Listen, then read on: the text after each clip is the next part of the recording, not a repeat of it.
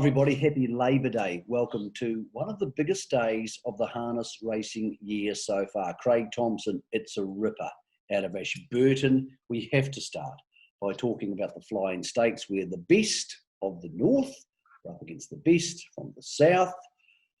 Who wins? Michael, good morning to you. Good morning to the viewers.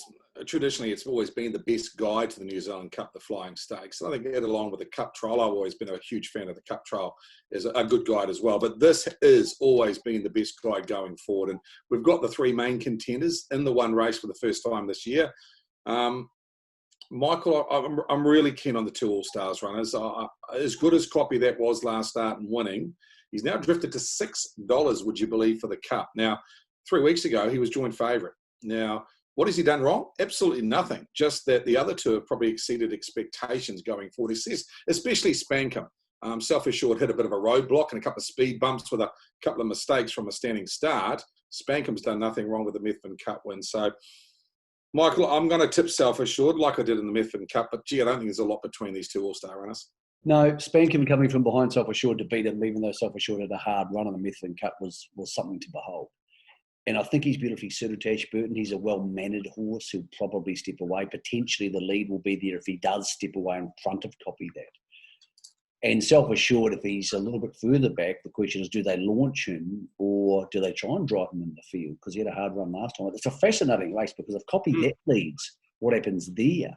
And is Mark Shard just a pretender who's always around the edges of this type of race? Or like so many Barry Purdon horses in the past, can he really put his name in lights in the Flying Stakes? I think one of this race will be one at the start, Michael, because I think Copy that has to find the front of the All-Stars too, whether it's Spankham or Self-assured, because I think he's not going to come from behind them to beat them.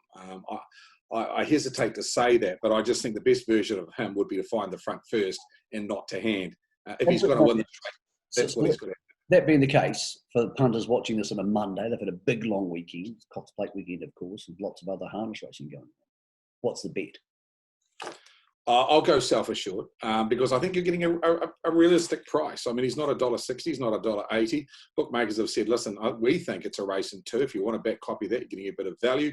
But it seems to be a race in two with Self-assured and Spankham. So I'll go Self-assured at this stage, Michael. But as I said, I think if Spankham found the front, he's absolutely can win the race. Yep. Well, I'll go Spankham only because I think he'll step away better than Self-assured. But when Self-assured stepped last couple of starts, he's actually stepped really quickly. So I wouldn't be starting up anything straight to the front.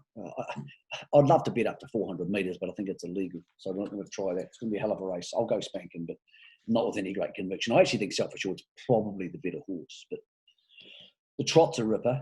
Temporale, an old mate of ours. I feel like I've known Temporale about as long as I've known you, which is an awfully long time.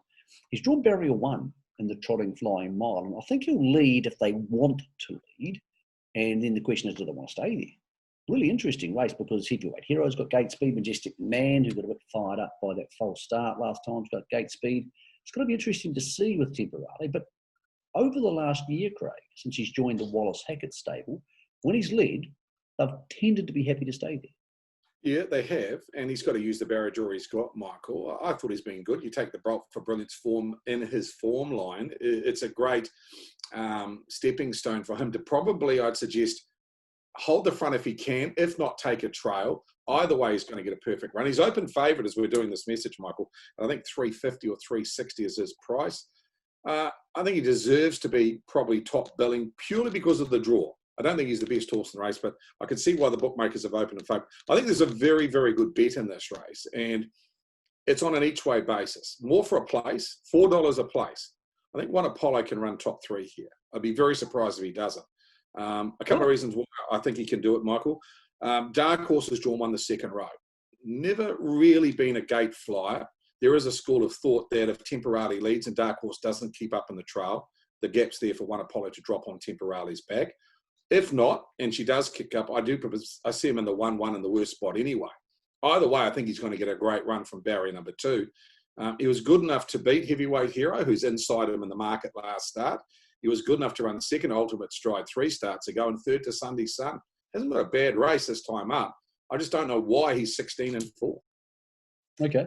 Well, he won't be by the time people view this. What about the 3-year-old size stakes race? This is really intriguing because last time, once it was obvious Krug was going to get the lead, it's all about faith, just conceded the race because they can't really have hard runs all the time. I'm not sure the same thing's going to happen today. I wouldn't be surprised if American Dealer, or more likely it's all about faith, lead, which could create a lead trail scenario, and they say to Krug, not today. If you want to win today, you have to come from off the speed. I'm not saying Krug can't do that, but I'm thinking today at Ashburton could be a tricky race for Krug, who's already qualified for the final of this race. We keep saying that, Michael. When he draws bad, we're always going the other way. And Krug proves us wrong on numerous occasions. I suppose how you look at the race is he's $1.80 to win the size stakes, and he's $2.10 to win this heat. So you're getting a bit of overs, I feel, purely because of the basis that the two favoured runners are drawn inside him. But when you've only got 5 other contenders or 6 other contenders, you're never that far away from them, Michael. I just wonder whether he'll just mooch off the gate. He may have to go around and sit parked out for the last 600 metres of the race. But, gee, he's been so good. I can't tip against him at $2.10. Yeah, I agree with you. He's the best horse in the race. But something about it's all about faith just says to me he's going to love Ashburton. I think Ashburton likes those horses who are flat track bullies. They like to get pumped up and have a big chest and off I go. I think he's that sort of horse. I think if Mark lets him run today, he'll pace 152. Easy. Yep. And I think that'll make it harder on Krug. Krug could go super and they might not even take off on him. I'm not saying any of this is going to happen. I just think he's in the right race today. It's all about faith. I don't like the horse's attitude sometimes.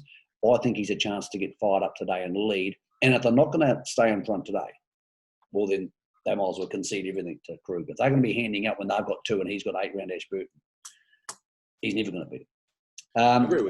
What else do you got for the day? Well, I thought there's a couple of, one value bet and one good bet later in the program. I quite like a trotter early on in the program, Michael Globetrotter, a horse that the Leatherby's trained. I thought its trials, leading up to its last trial where it missed away, but it had an excuse. Its 2 previous trials are really good. It'll be a double figure odds. I thought it's in the right race. So Globetrotter early in the program is an each way bet at very good money. And in the last race, I know Firefox will be starting favourite from barrier 2, but I really like Nathan Williamson's horse in here called Croesus. I think it's a very nice horse. Only had the 3 starts. I went in a couple of placings. Watched the trial the other day. Gee, it was a good trial. Swooped from back in the field to beat them. Thought Ashburton will suit it with the long straight and the big wide bends on the open track. I thought it's a good bet in the last Son of Art Major. Looking forward to today. It's a special day. It's Labor Day, but it's a special day because it's always moving day for the New Zealand Cup market. Those markets will be available, I'm pretty sure, not long after those races on tab.co.nz. Bet responsibly if you're having a bet. But Craig, looking forward to seeing how all this unfolds today on the big day down there at Ashburton.